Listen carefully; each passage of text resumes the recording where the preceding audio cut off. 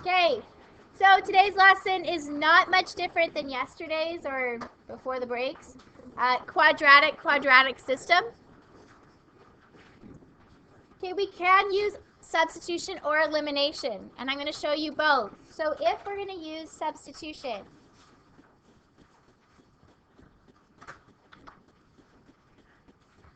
okay, with a quadratic, again, we need to substitute for the y. It has to be for the y variable.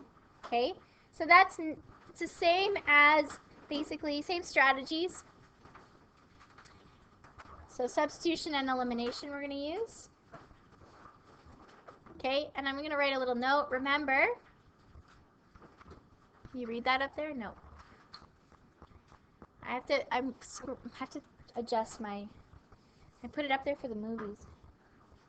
Okay, remember, you need to eliminate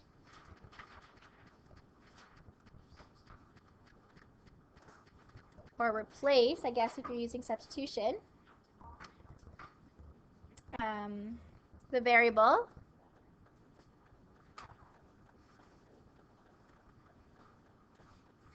with degree 1. Usually what variable is that? Usually you use x and y. Sometimes it's a and b or whatever, but so it's usually the y.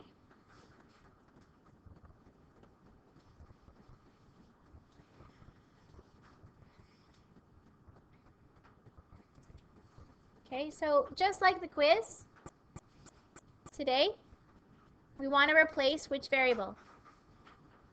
Y. So it's y equals and y equals, so essentially we can just set the two equations to equal to each other. We're going to replace this y with what y equals to. It's equal to x squared minus 4x plus 6. So I'm going to sub 1 into 2, or 2 into 1. It's really actually the same thing. X squared minus 4x plus 6 equals negative x squared plus 4x minus 2. It's kind of crooked. I don't know why. Okay, what's your next step from here?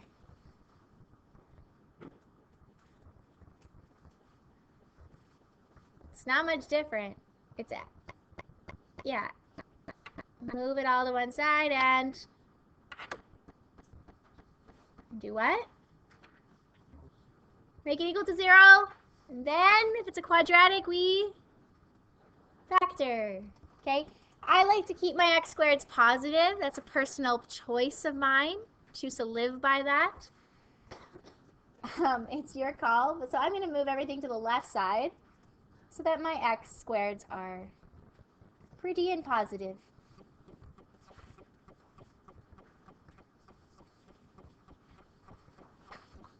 I don't know why it always looks slanty up there. Okay, so we get x squared plus x squared, 2x squareds. Negative 4x plus negative 4x minus 8x and plus 8 equals 0. Where do we go from here? Take the 2 out. Good. Don't forget GCF. Something the grade 10s always seem to forget, right? Maybe you did that in grade 10 as well. Good old GCF. Sneaks up on you. Now, is this factorable? Yes. What does it factor to? X minus 2 and x minus 2, meaning x is equal to 2. How exciting. Okay, does it matter which equation we sub x equal to into? No, which one would you like to do, 1 or 2? Whichever. I'm going to use 1. Okay, so I'm going to sub x equals 2 into 1. Y equals 2 squared minus 4 times 2 plus 2. Is that right? No. Yes, plus 6.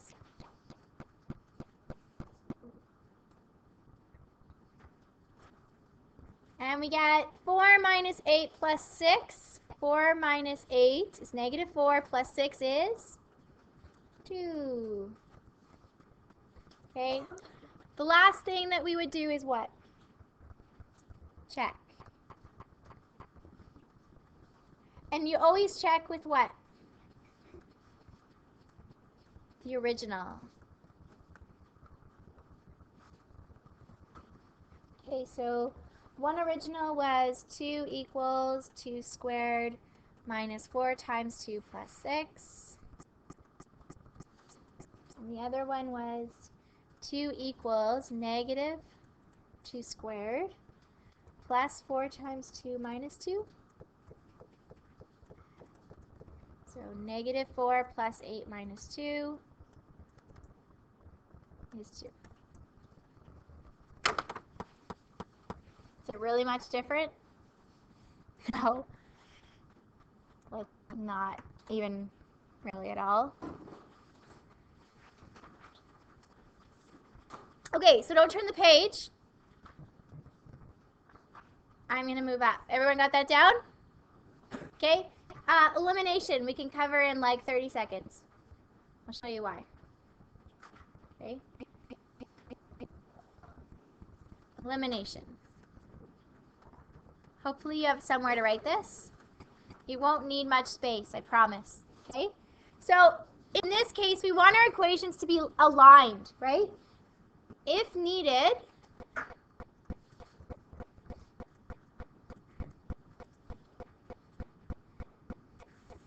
rearrange to align equations, or to line up equations.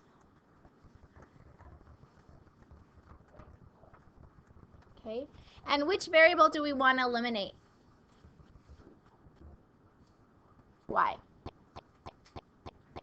Uh-oh.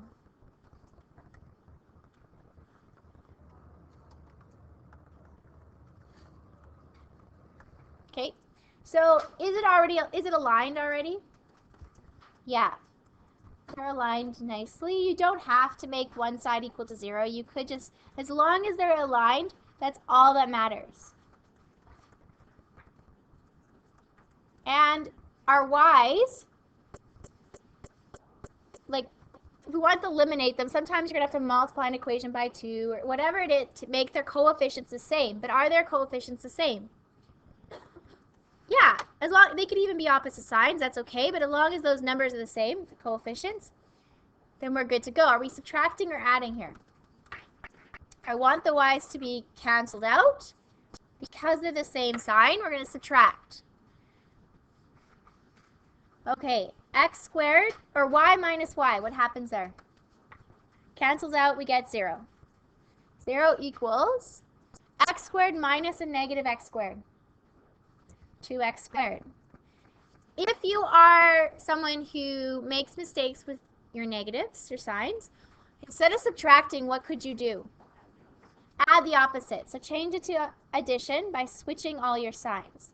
And by doing that, you're less likely to make a sign error. So you could always do that as well. So notice the y minus plus negative y is 0. X squared plus x squared is 2x squared. Negative 4 plus negative 4, negative 8x. And then 6 plus 2 is 8. Okay, do you recognize that?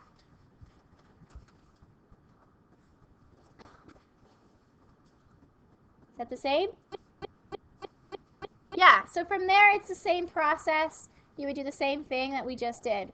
Should we write it all out again? No, thanks. Okay, we already did it. Same process. So factor out the 2. Everything's the same from there. If you chose to use elimination. Okay? So turn the page.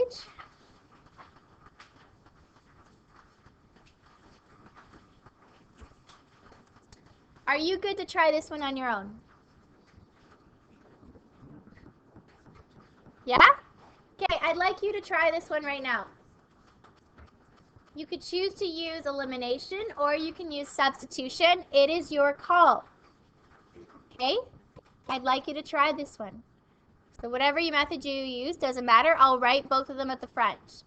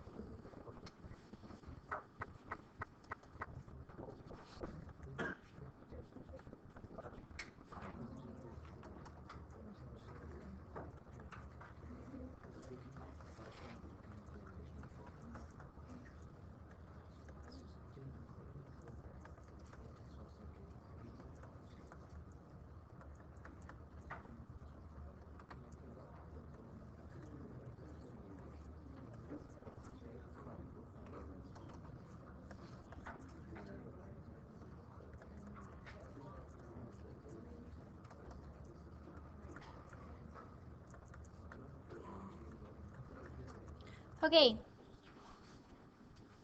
How'd it go? Get it? You should have x is 2 and x is negative 2. And then when you sub that out in, you get your y points. So our solutions are 2 and negative 2, and then negative 2 and 10. That's the same thing. When you check, always use your original equations. So my first check would be negative 2 minus 3 times 2 squared has to equal negative 3 times 2 minus 8. So that gives me 2 squared is 4. Negative 3 times 4 is negative 12. Negative 2 minus 12 is negative 14. And then negative 6 minus 8 is negative 14. And then again with my second equation, the y, you have to do that for each one. So now I have to do the second equation with the 2 and negative 2. Negative 2s equal to 12 minus 3 times, the x was 2, minus 2 times 2 squared. And it does come out as negative 2, okay? So you have 4 different checks to show, because that's the first one. And then you have to do it with the negative 2 and 10. So 10 minus 3 times negative 2 squared has to equal negative 3 times negative 2 minus 8, which is negative 2, I believe, on both sides. And again, 10 has to equal to 12 minus 3 times negative 2 minus 2 times negative 2 squared. 10 equals 10. Okay, so you have 4 different ones to show for your check.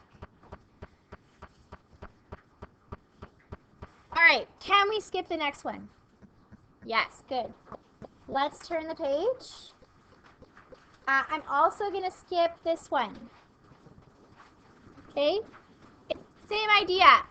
It's already both y equal, so substitution's a lot easier.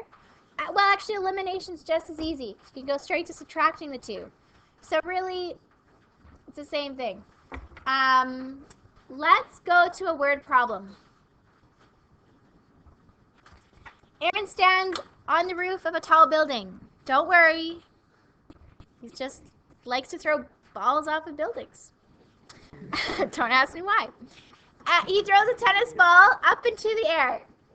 On its way down, the ball just misses the roof of the building and falls all the way to the ground. The height in meters of the ball above the ground after t seconds is given by the quadratic equation in standard form. Do you recognize that formula?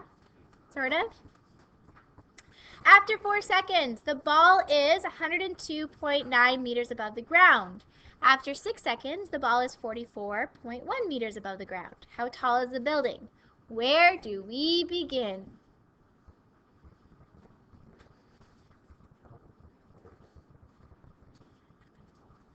Draw what? You draw a building and a ball being thrown? Sure. Don't know how far that's going to get you. But it might be fun. Okay, do we know some information that we can sub into our equation? Now, here's a little hint. We're solving systems in this unit, meaning we need at least 2 equations. Can we get 2 equations here? I think so. Okay, what do they give us? What variables? After 4 seconds, what variable is that? T. The ball is 102.9 meters. What variable is that? H. There we go. There's our first equation. Our first equation is 102.9 equals negative 4.9 times 4 minus p squared plus q. We don't know p and q because that's a vertex. That's the highest point the ball reaches. Okay, equation 2. What's equation 2? What's my height in equation 2?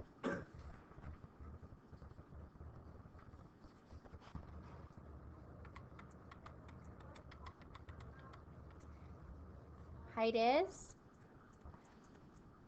44.1 equals negative 4.9. What's the time when it's at 44.1 meters? 6. Okay. what are we going to do with these ugly characters? Expand them. Yep. Okay, they're so ugly, but that's okay. Do you want me to save you some time? Sort of.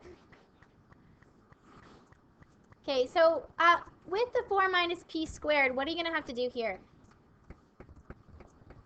FOIL.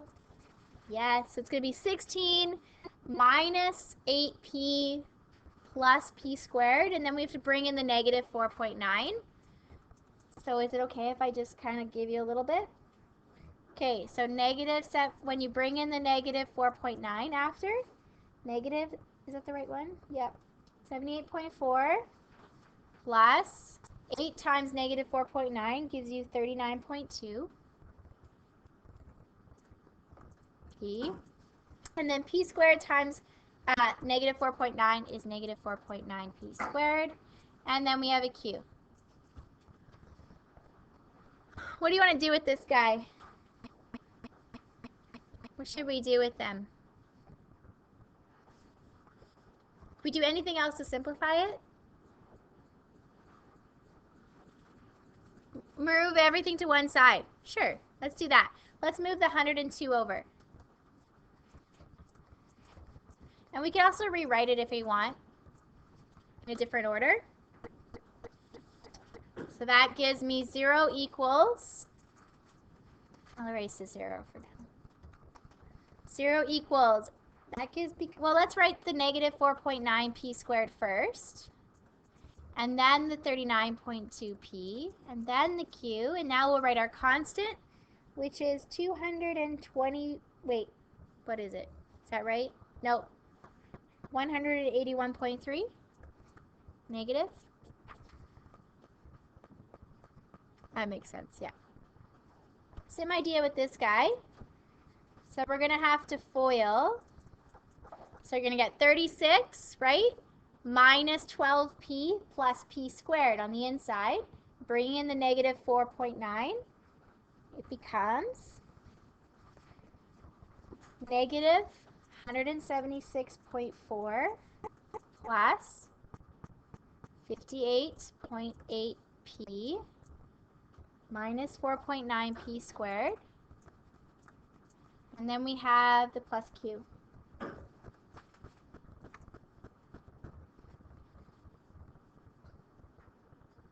So again, let's bring everything to one side and rearrange it. So I'll put the negative 4.9p squared in the front, then the p, then the q, and then if we bring everything to one side, we're going to subtract the 44.1 over, and that's where we get negative 220.5.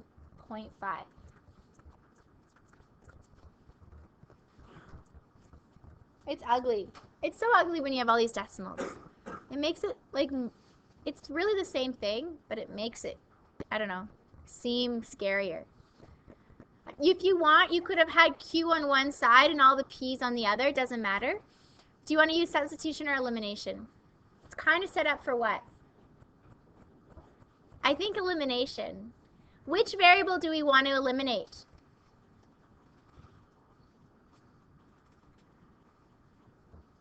Q, right? We have to eliminate the q's because if the q is gone, then we just have a system with one variable. Then you could factor quadratic formula, whatever it takes to get the answer. Okay, so we want to eliminate the q's. I'm going to write them over to the left. There's two equations here. And we can subtract the two equations.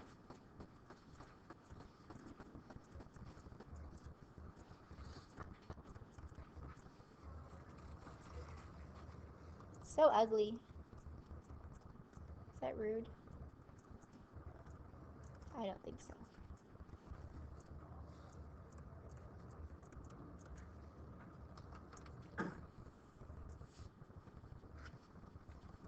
Okay, so we can subtract these. Or if you want to add, you're going to do what? Switch the signs. So 0 is still 0, plus 4.9 There's a minus 58.8 P, a minus Q, and a plus 20.5. So 0 plus 0, still 0. What happens to our P squares? Cancel. 39.2 minus 58.8 is what? Negative 19.6. P. And then we have negative 1 Q's. What happens with our Q's? Plus Q and a minus Q. Cancel. And then lastly, negative 181.3 plus 220.5, 39.2. You know what's awesome about this? It's linear. It's not quadratic. Yay! We don't have to worry about quadratic formula or factoring or anything like that. We could just get p's on one side, constants on the other, and we're good to go. So I'm going to move the p over by adding it to the other side. Divide by 19.6, and what do you get?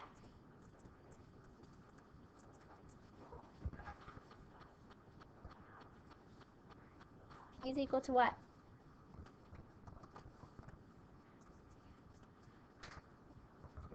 2. Yay. P is 2. Can we get Q now? Yeah. Because I should go back. It says, how tall is the building? We can't answer any question without knowing the equation, right? So that's why we're looking for P and Q. We need to figure out the equations first. Okay, how do we get Q? Plug P into 1 or 2. Which one do you want to use, 1 or 2? It's not 0. What? Oh, which one's? I don't really know if one's easier than the other. I'm gonna use the first. I don't know. Either way, you're going 4 minus 2 squared. It's about the same. You're using your calculator, right? 4 minus 2 squared. 2 squared is 4. 4 times negative 4.9 is what?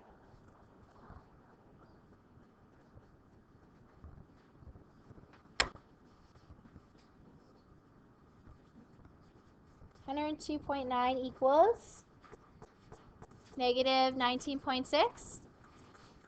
And then add it to the other side.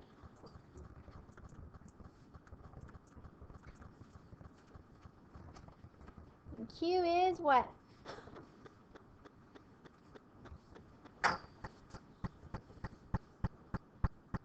You get the same thing? Yeah? What did you get for Q? 122.5? Okay. You gotta answer how high is the building.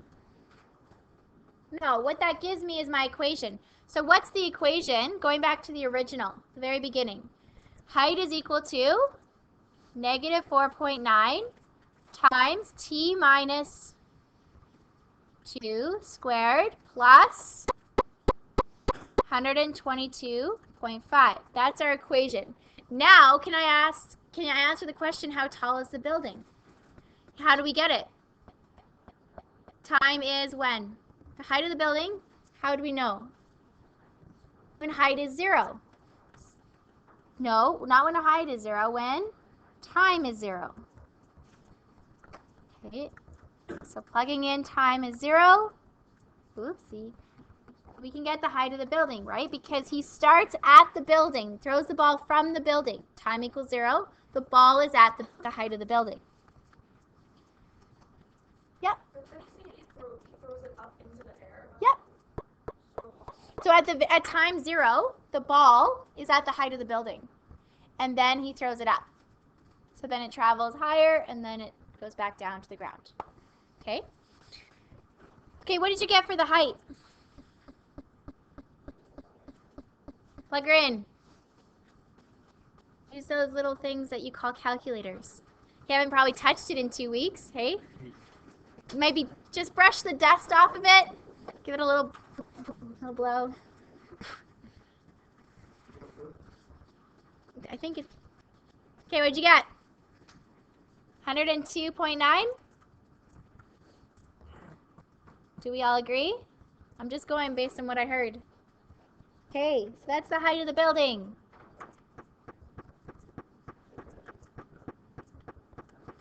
What is the maximum height of the ball, guys? That should be an easy question. If this is my equation for the path of the ball, what is the max height? 122.5 meters, right? That's vertex form. And in vertex form or standard form, we can see the highest point, our Q value. There you go. All right. If you turn the page, how are we at? How are we doing for time? I'm going to skip this one. You can look, if you want to try it, the notes are on the website and you can check your answer there. Okay? The last one, we're just going to write the equations. That's it. And then if you want to solve it, you can. I'll write down the solutions, okay? So what I'd like you to do for number 2 is read it and then come up with the two equations. Because sometimes that's the hardest part. Once you have the equations, it's like all the same. Remember, we have a quiz on Wednesday, right?